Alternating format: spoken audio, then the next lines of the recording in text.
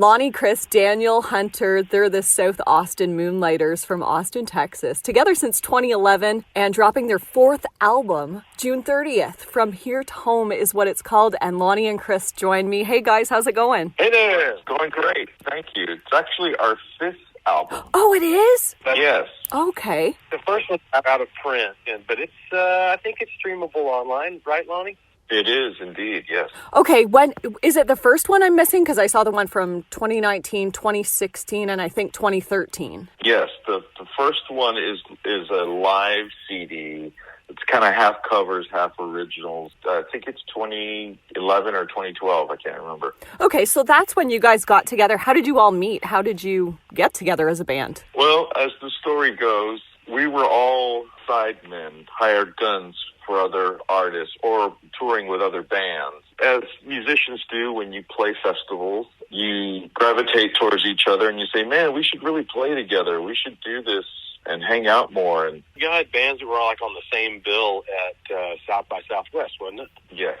That's what it was. And we were at a place called Maria's Tacos Ooh. during South by Southwest the year of 2011. And I took it upon myself and booked a string of happy hour shows at the Saxon Pub in South Austin, Texas. And we just kind of never stopped. And it ended up being, we were moonlighting from our other gigs, and then this ended up being the gig. The whole band sings and writes. Do you guys write these songs as a team, or do you kind of write separately, come together, and put it together? How does that work? Well, Yeah, both.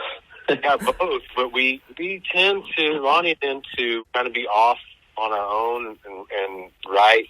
Then we'll bring it into the band. I'm pretty open when it comes to interpretations. You know, Lonnie will have probably a little bit more of a straightforward idea of what he wants. And then the producer comes in, he kind of throws all that out the window anyway. So you end up doing what is best for the record. Via the producer, which was Steve Berlin on this one. But Lonnie and I, we had a co-write on this record. So there are sections that Lonnie and I help each other out on. The guys, Daniel and Hunter, always have really great ideas and are really good at executing those. So they bring a little bit to the table, even if they're not like the main writer on a song. They'll have great way of delivering it. It kind of makes it our own. Well, I've been listening to, your past albums, but I'm so lucky with my job. I've got to hear this album before it's released on June 30th. And I'm thinking, wow, what an album to put out. Perfect in time for summer, campfires, barbecues, going in the paddle boat. There's some really chill songs. Like, people compare you to the Eagles and CSNY. I was hearing a little bit of Wallflowers, like Jacob Dylan on that title track. Right. Yeah, I felt that. So really good album. Really excited that it's coming out on June 30th. What was your favorite part of recording it? And where did you guys record it? We recorded all of it in Austin, Texas. Well, actually, Austin, Texas, and then just north of Austin, Texas in Leander, which is about 30 minutes outside of downtown Austin. Warm studio, man, that was awesome.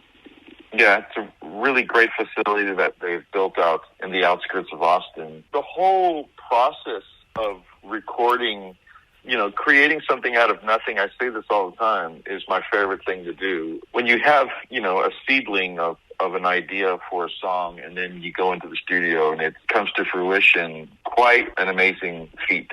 It's a magical feeling. Yeah. How long did this album take you? Believe it or not, the demos for the record were done March 20, right before the world shut down. So it's been a labor of love since then to now. So you guys started this during the pandemic, and your last album was released in 2019. So just hit the pandemic. That's really affected your musical career. Oh, my God, yeah. The trajectory for the last album, Travel Light, was really, really going steeply up. And we were set to go to the UK and play a festival there and do some shows through Europe and end in a festival with Los Lobos in Spain. And, of course, that all got thrown out the window. And it has really changed the playing field of live music all over the world. For everybody, yeah. Yeah, truly. Most of the upper echelon artists who could, fill 2,000 to 5,000 seaters are now playing the venues that we would play with, the mid-level artists, and playing, 2 or 3 nights in a row. So they're taking up a lot of real estate in the venues that we play. So it's been a little harder, but, we don't know what else to do. So we're going to hang on. You guys have some live shows coming up. You've been busy. Like I love how your website's set up because you can look at the past dates. I'm like, holy cow, you guys don't take a month off. And you've got some coming up in Texas and Colorado this summer. Are you doing any festivals? There's one called Gator Fest that we're doing in Colorado. That's that last Saturday, the last date on that run. And that'll be really, really cool. There'll be, regional bands along with us on that. Nothing huge or anything. But normally I guess whatever normal is these days, normally we would play about 150 dates a year. That's our normal kind of routine, especially with the record out. Yeah. And really we've tried to be a little bit more focused on like where we play and be a little bit more selective about our calendar. Feels a little weird, to be honest, because we're really, really used to being a whole lot busier. But we are playing, some places that we really love to play and that people love to see us. And so every move that we make, it feels really good. It's just, we wish we had about twice as much actually on the calendar as we do. Well, I think once people hear this new album, they'll start booking it. What do you prefer? Do you prefer recording in studio or live shows? Oh, in the studio for sure, because you can really hone and create something, that's going to stand the test of time, hopefully, Mm-hmm. And, depending on how this record does, I think the festivals will be at the ready for next year. That's what we've been told anyway. The festivals that we've been trying to rebook from 20 have their eye on us for 24. So we're gearing up for all of that. The thing we all have to remember is that, everybody is kind of changing their business model and that sort of thing. So as far as bookings go, festivals especially, like festivals have kind of had to reboot. So, they've got to make decisions according to what's going to be best for them right now. And so we're just kind of in that whole process of rebuilding, which is kind of the rebirth of the music business, really. And we're kind of excited to be in it and be a part of all that. So that's kind of what we're looking for, for next year is, like Lonnie said, the success of the record and the reboot of a lot of our festivals that we love and that had asked us to be a part of. And we're really anxious to see how the whole thing pans out over the next couple of years. For this new album, it's not released until June 30th, but in the live shows that you've been playing, have you started playing music from it yet? Oh, yeah.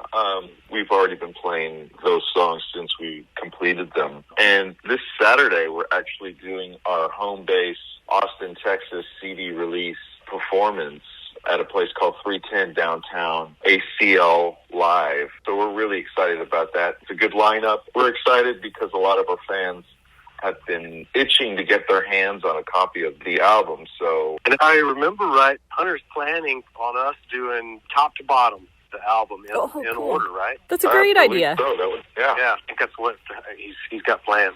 Awesome. Well, guys, good luck with all your shows coming up, and of course, with the new album dropping on June 30th, the 5th album, From Here to Home. Good luck with everything, guys, and thanks for taking the time with me. I really appreciate it. No problem at all.